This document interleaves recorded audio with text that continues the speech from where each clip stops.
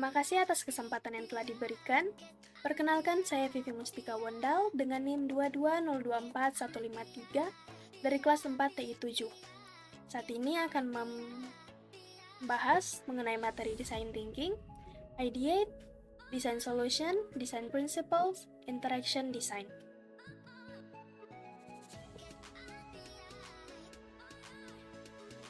Ideate.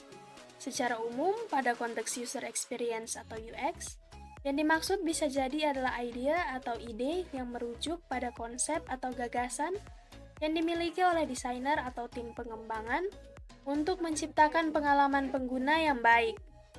2. Dalam konteks user experience atau UX, ide merujuk pada konsep atau gagasan yang berkembang dari pemahaman terhadap kebutuhan pengguna, analisis kompetitor, tren desain, dan hasil riset pengguna. Proses perancangan UX melibatkan pengembangan ide-ide ini menjadi solusi-solusi konkret dengan tujuan meningkatkan pengalaman pengguna secara keseluruhan dalam menciptakan produk atau layanan yang unggul. Design Solution.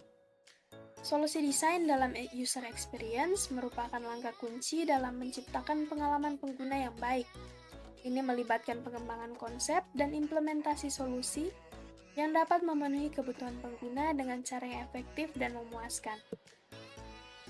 Berikut adalah langkah-langkah umum dalam desain solusi UX. Yang pertama, pemahaman kebutuhan pengguna. 2. Ideation atau pembentukan ide. 3. Prototyping atau gambaran visual interaksi produk dengan pengguna. 4. Pengujian prototype atau pengumpulan umpan balik. 5. Implementasi atau mengubah desain solusi menjadi produk nyata atau layanan yang nyata. 6. Evaluasi atau evaluasi lanjutan terhadap solusi yang diimplementasikan. 7. Iterasi. Design Principles. Desain prinsip adalah panduan atau aturan dasar yang membimbing proses desain untuk menciptakan solusi yang efektif dan estetis. Prinsip-prinsip tersebut yaitu kesederhanaan atau simplicity. Prinsip, desain harus sederhana dan mudah dipahami oleh pengguna. Metode, reduksi elemen yang tidak penting, tata letak yang bersih, dan penggunaan hierarki visual untuk menekankan hal-hal yang penting. 2. Keterbacaan atau readability. Prinsip, informasi harus mudah dibaca dan dipahami.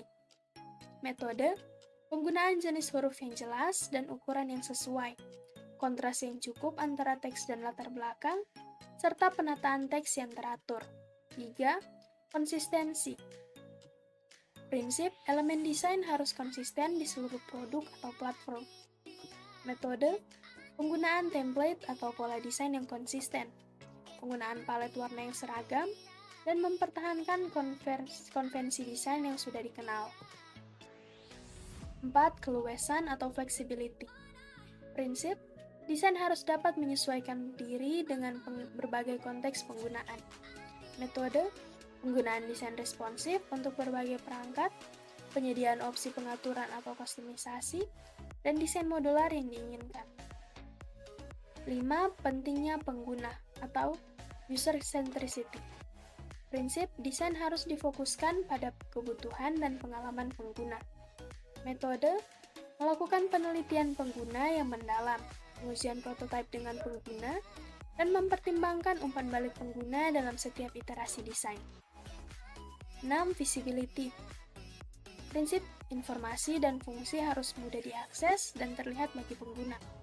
Metode, penggunaan icon yang intuitif, pengaturan tata letak yang logis, dan memberikan umpan balik visual saat pengguna berinteraksi dengan elemen desain. 7. Kesesuaian atau accessibility. Prinsip desain harus dapat diakses oleh berbagai pengguna, termasuk mereka dengan kebutuhan khusus. Metode, mematuhi pedoman aksesibilitas web, penggunaan kontras warna yang memadai, menyediakan deskripsi alternatif untuk media non-teks, dan memperhatikan kebutuhan aksesibilitas dalam desain interaksi. Prinsip-prinsip desain ini memberikan kerangka kerja yang berguna bagi desainer untuk menciptakan pengalaman pengguna yang memuaskan dan efektif. Kombinasi prinsip-prinsip ini dalam proses desain membantu menciptakan solusi yang dapat diandalkan mudah digunakan, dan menarik secara visual.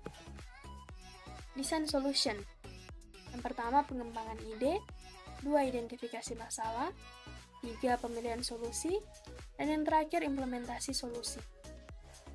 Metode-metode desain solusi yang umum digunakan yaitu design thinking, yaitu pendekatan kreatif yang berpusat pada pengguna untuk memecahkan masalah kompleks. Agile methodology, yaitu pendekatan iteratif dan kolaboratif untuk pengembangan produk atau layanan.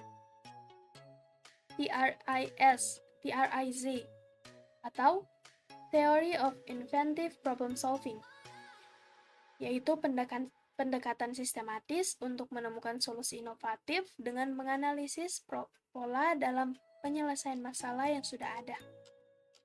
Lean Startup, yaitu memulai dengan sumber daya minimal, menguji ide secara cepat, dan beradaptasi berdasarkan umpan balik pelanggan. Six Sigma, yaitu metode untuk meningkatkan kualitas proses dengan mengidentifikasi dan menghilangkan penyimpangan. Sekian dan terima kasih.